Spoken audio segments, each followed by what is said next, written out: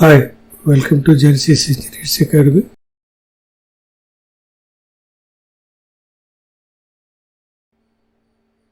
In the previous video, we have discussed some of the fluid properties. Now we'll discuss the rest of the properties.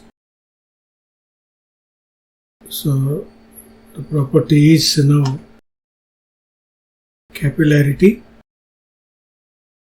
So, it is a phenomena of rise or fall of a liquid surface in a small tube relative to adjacent general level of the liquid when the tube is held vertically in the liquid. That is, it is the vessel and it is the tube, and you want to place this as perpendicular to the surface.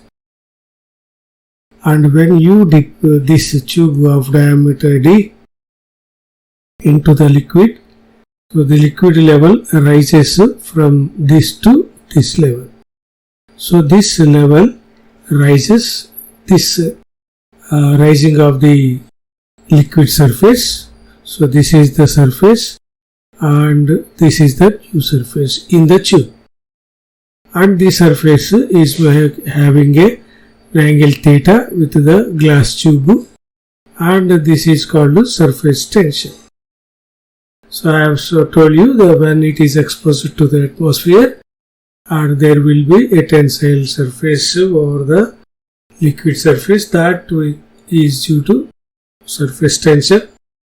And regarding this capillarity, so what is though it appears to be very larger, but it is very small in diameter.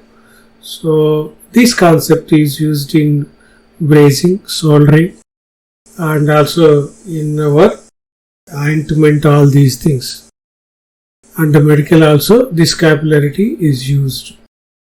So what is this capillary rise or fall? Is 4 sigma cos theta gamma d. So this is surface tension, and this is the angle that is the surface is making with the glass tube, and it is gamma is specific weight, d is the diameter of the tube. Okay, now so here in this case, so this is supposed to be mercury. So here from this level to this level, this is a fall. So this fall or this rise is called capillarity. So the same formula can be used this one, but the angle is always has to be measured from this to surface. Here also from this to this. So from the glass tube, this is capillarity. Very good, important point. So when the theta is equal to 0, so cos 0 is equal to 1, then capillary rise or fall is 4 sigma gamma d. So the rise of liquid surface is known as capillary rise, while the fall of the liquid surface is known as capillary depression, and it is expressed in mm of liquid or cm of liquid.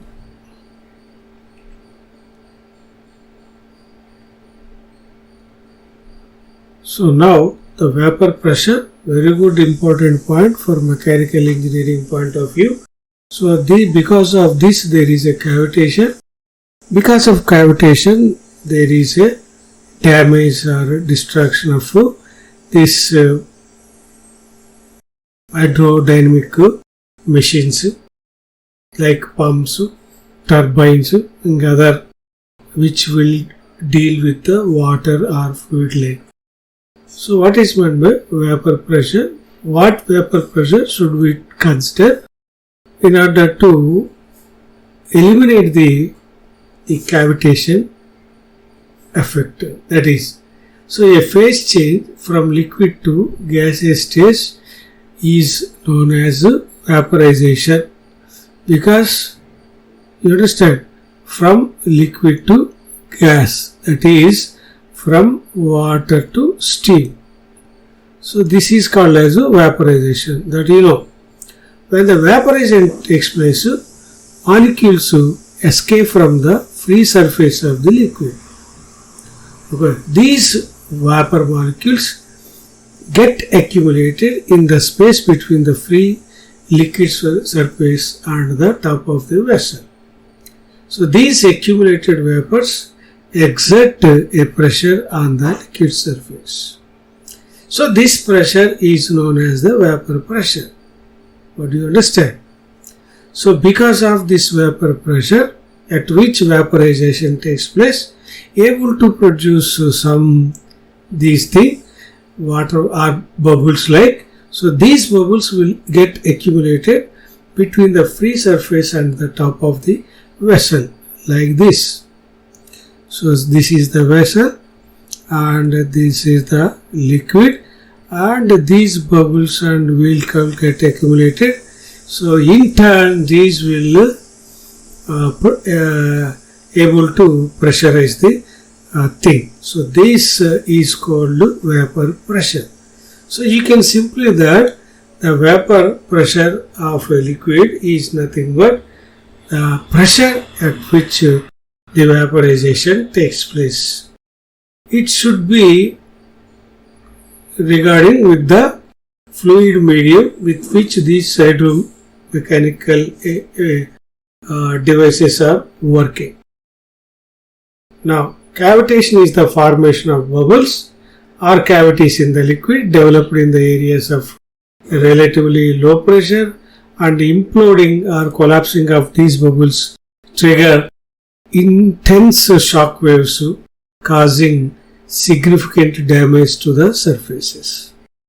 What is this? Cavitation is due to vaporization.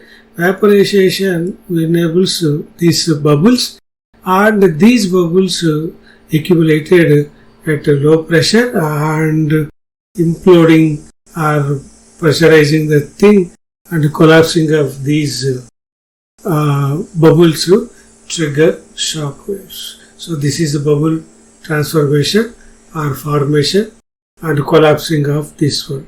So see this one. So this is the impeller of the pump got damaged. So this is the serious problem when we deal with this water medium. So in turbines and centrifugal pumps and all these things.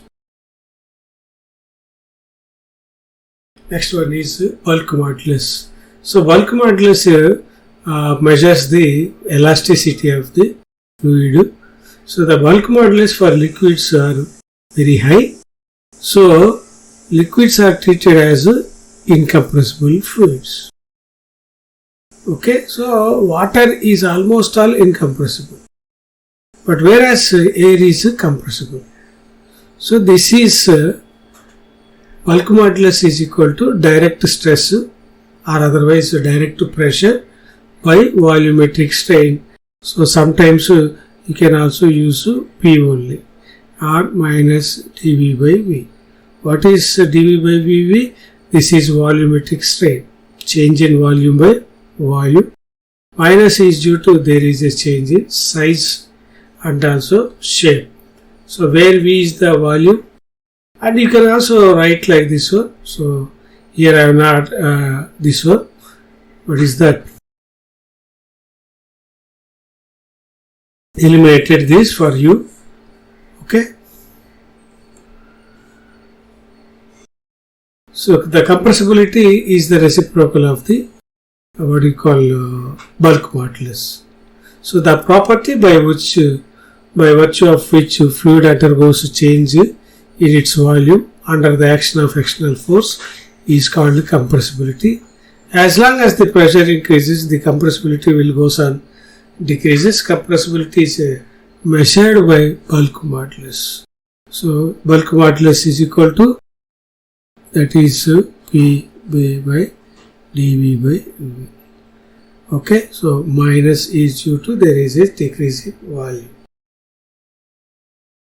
That's all in this part 2. Thank you very much. Good luck.